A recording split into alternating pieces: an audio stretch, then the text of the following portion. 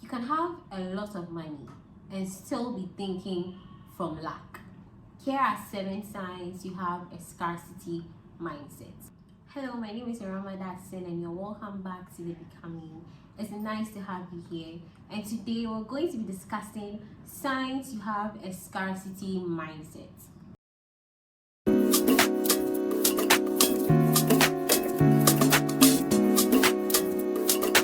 Before I begin, let me explain what a scarcity mindset is. A scarcity mindset is essentially feeling like there is not enough. Like there is not enough to go around, and that if somebody had something, it meant you don't get to have it too. Somebody winning takes away from your chances of winning. That is a scarcity mindset. Feeling like there is not enough. So you need to protect the little you have, or you need to strive to get more before other people get it, or you need to force other people to not get stuff so you can have it all for yourself. And that is limiting. That is a very limiting way to think. A scarcity mindset will rob you of so many things because it limits you. It pulls power away from your hand in so many ways you don't even think possible. So today I'm going to give you the clear signs that you have a scarcity mindset. So judge yourself based on everything I'm going to say. And if you do have a scarcity mindset, I have a video on here where you can check out and learn how to train your mind for abundance. So let's get right into it. So the very first sign is you see other people's successes as a threat. Somebody winning makes you feel like you cannot win too, or that now that they've won this, you suddenly don't get to win too. Or somebody gets an increase in their salary, so that means you don't get to have an increase too. Somebody's success threatening you is thinking from scarcity. So if you see yourself thinking from a place of, okay, this person has this, so it means I can't have it now, you have a scarcity mindset and you need to work on changing that, because somebody having something does not take away from yours. So if you naturally think that way, it tells you you have a scarcity mindset. The second sign is you are afraid to spend money.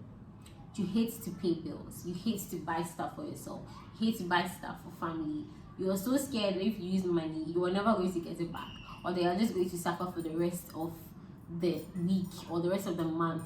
If every time you have to pay for something, you feel this sharp pain in your chest, this, oh my God, I cannot believe I have to pay yet another bill, scarcity thinking.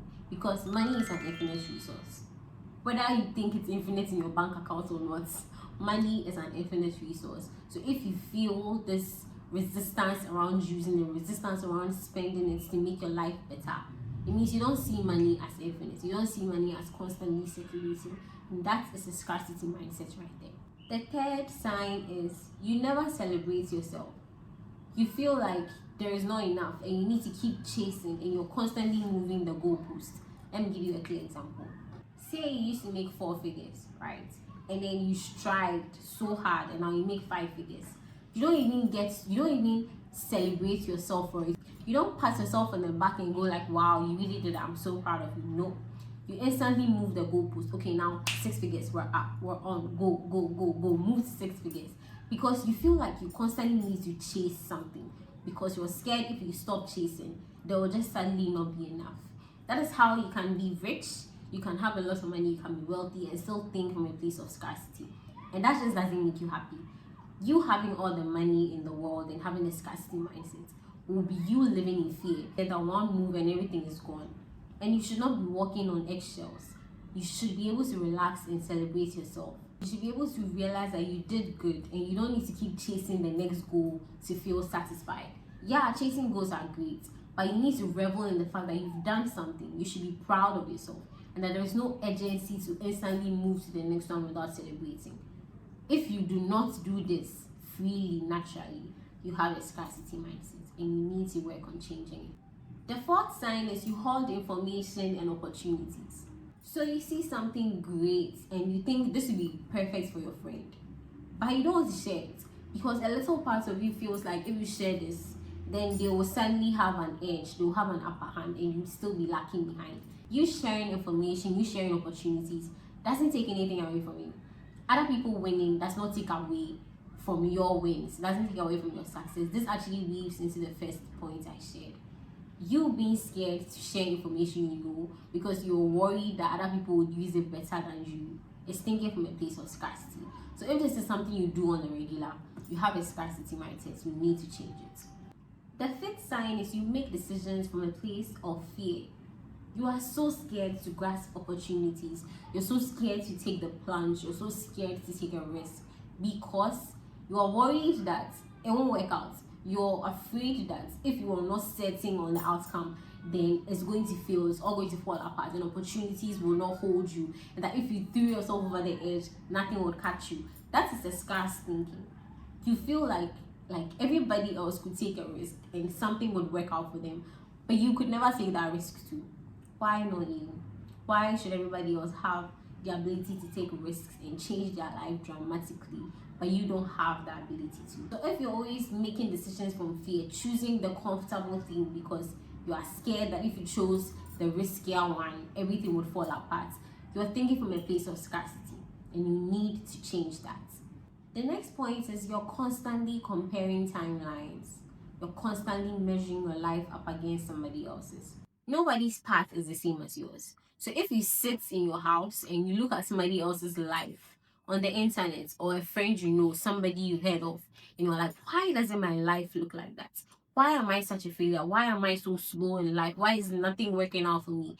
And all of this basis is because of somebody else's life being great. That is thinking from a place of scarcity. You should never compare your life and your timelines to anybody else's. If you catch yourself doing that, you have a scarcity mindset and you need to change it. The seventh sign is you believe success is for everybody else but not you. You believe somebody could do this and he could succeed, but me, if I did it, it wouldn't work the same. Why should you even think of yourself that way?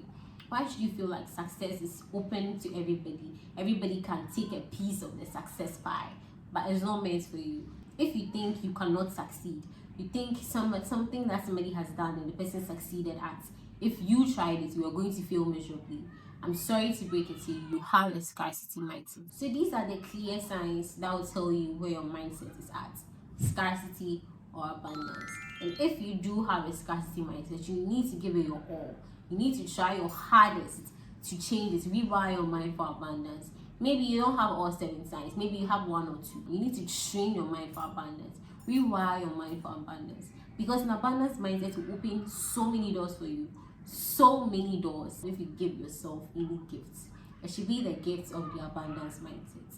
That being said, you should check out my video on how to develop an abundance mindset. Check it out and build yourself an abundance mindset. You'll be glad you did. Thank you for joining me for yet another video. I hope this was insightful. I hope you learned something, and I'll see you next time with another video. Bye.